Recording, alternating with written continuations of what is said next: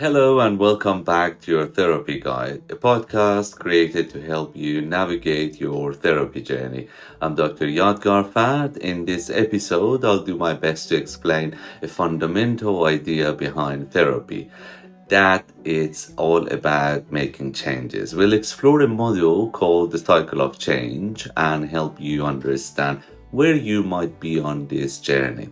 As a therapist, I can tell you that one of the most common reasons people seek help is because they want to change something in their lives.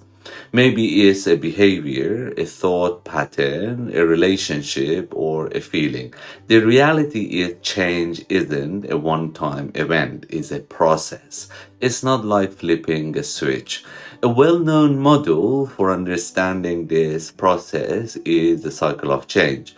It shows that people move through different stages when they're trying to make a change. Knowing where you are on this cycle can help us set more realistic goals and understand why progress can sometimes feel slow.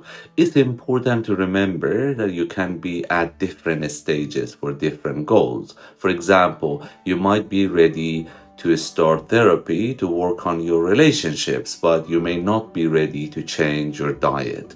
The cycle of change isn't a general state for your whole life, it's specific to each goal you have.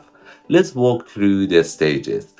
Stage 1, pre-contemplation. In this stage, you're not yet thinking about making a change. You may not see a problem with a particular behavior, or you might not be ready to admit is a problem. For example, when it comes to regulating emotions, someone in this stage might say, "My life is fine. I don't have a problem with anger."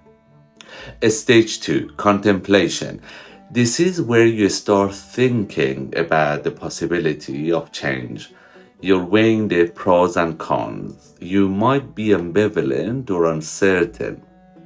You're thinking, maybe I should try to manage my anger better, but I'm not sure if I'm ready to do the work. Stage 3, preparation. Now you've made the decision to change. You're getting ready to take action. You might be gathering information, telling friends about your intentions, or making plan. You're saying, okay, I'm going to start therapy and learn how to manage my anger. Stage 4, action. This is the stage when you're actively making the change. You're doing the work. You're attending therapy sessions, practicing the new skills we discuss, and making conscious choices to behave differently. Stage 5, maintenance. You've made the change and now you're working to sustain it. You're avoiding old habits and reinforcing the new healthy ones.